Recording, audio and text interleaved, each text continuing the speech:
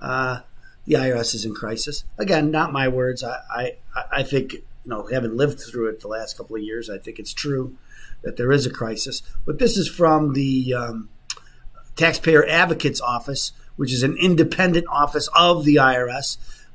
Just what it says. It advocates to help taxpayers with IRS problems to get through some of the bureaucracy. And I've had mixed results with the Taxpayer Advocate. I know they're good people who try to do good work, but it's in a tough job, and I get that. But that's what we're going to talk a little bit about today. That every year the Taxpayer Advocate has to put out a new report by law.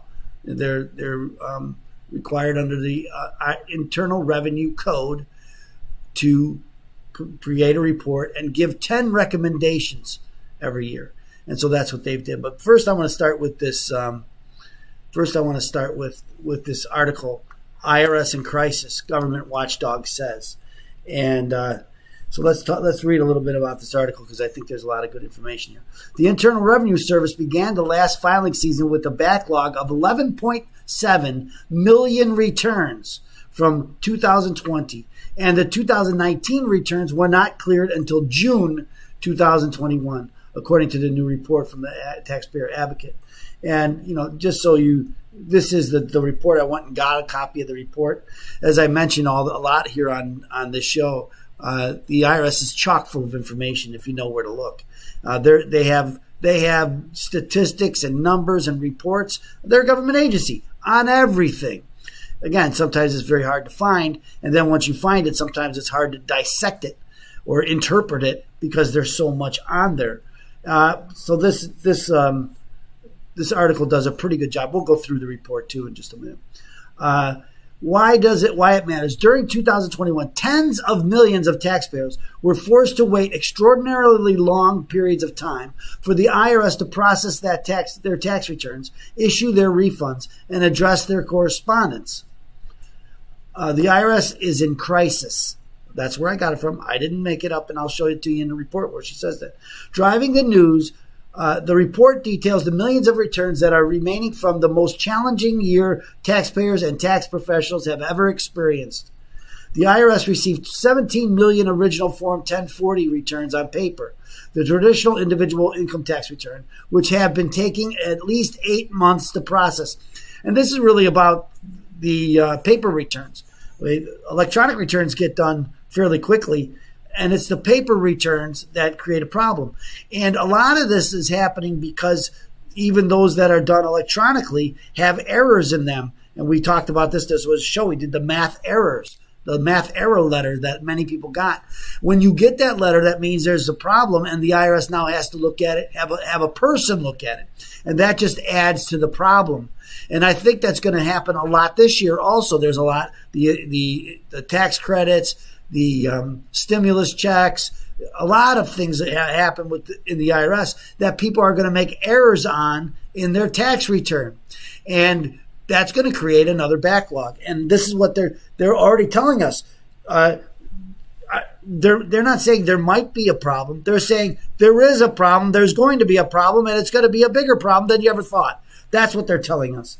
The IRS also has more than 2 million unprocessed employers' quarterly returns and about 5 million pieces of taxpayer correspondence left to process. I talk about this a lot, about getting a power of attorney to the IRS. They're getting much better. They're clearing up. But I think one of the ways they cleared up is they just threw a lot of my stuff out. That was sitting. They just got rid of it, made me do it again after months and months and months and months. The report also found that the IRS customer service representatives, here it is, answered about 11% of all the calls from taxpayers seeking assistance, a demand that surged throughout the pandemic. And that's the average throughout the year. During tax season, it was much worse than 11%. The report comes days after the IRS on Monday warned the staffing shortages and backlogs could lead to a frustrating tax season, the Washington Post reports. I didn't include that paper because yesterday we talked about the cash reports. But that'd be another one that we should probably look at. There is no way to sugarcoat the year 2021 in tax administration. From the perspective of tens of millions of taxpayers, it was horrendous, per the report. Over the past year, there have been a tendency to focus on the unique challenges posed by the pandemic and to attribute IRS service and technology shortcomings to these circumstances. There is no doubt the pandemic has had a big impact, but taxpayer service and technology at the IRS were inadequate long before the pandemic. Absolutely true. So I don't want to go through all. I think I'm at the end of it anyway. So let's go through the report a little bit, and just the 10 we'll review very quickly. The 10, if we have time, then maybe we'll go through some of the more details of what's going on. So here we can go. Every one of these has every one of the 10 recommendations has different sections. But let's just look at the table of contents and we'll see what's up. So number 1, processing and refund delays. That's the number 1. Excessive processing and refund delays harm taxpayers. Number 2, IRS recruitment, hiring, and training. They don't have the people. Number 3, telephone and in-person service. Taxpayers face significant challenges reaching IRS representatives due to long-standing deficiencies and pandemic complications. Both of them. Number 4, transparency and clarity. The IRS lacks proactive transparency and fails to provide timely, accurate, and clear information. Absolutely. Anybody who's dealt with the IRS will say that this is exactly right. Number 5, filing season delays. Millions of taxpayers experience difficulties and challenges in the 2021 tax season. Well, of course, that's true. Number 6, online accounts. IRS online accounts do not have sufficient functionality and integration with existing tools to meet the needs of taxpayers and practitioners. At the beginning, in the middle of this year, they started a new program where you can upload your client as a tax practitioner. My client could go online. I could put something online and upload the 2848, which is the power of attorney. My client could accept it or acknowledge it online and say yes. And that was supposed to be automatic. And then I could get access very quickly. It didn't work. I did it for many clients. I think we got 2 eventually, but most of them I never did get. They never went through. Either my clients never saw it on their side, or they saw it and they couldn't okay it, or whatever the problem was. It didn't work. So I stopped using that system because it didn't work. And as I'm waiting for it to work, we're losing time because I need that information from the IRS, and I can't get it without a power of attorney that's filed. Sounds like a good idea. I can tell you right now, the Illinois Department of Revenue, if I send them a power of attorney via email, it happens the same day. I get acknowledgement, and then I can go on and talk to people about my client's case. With the IRS, it might take 2 weeks. Some of these they were taking months, and it's supposed to be within 15 days. That's not exaggeration, months. And again, some of these never did get through, and I had to put them through again and again and again because I think that they had so many, they just got rid of them, made you do it again because there was just the backlog was so great. They could never keep up with the new ones and do the backlog. And so instead of starting on the backlog and then never getting to the new ones, they just said, well, we're not going to do the backlog. That's my opinion about what happened. I don't know if that's true or not, but that's what we experienced on my side.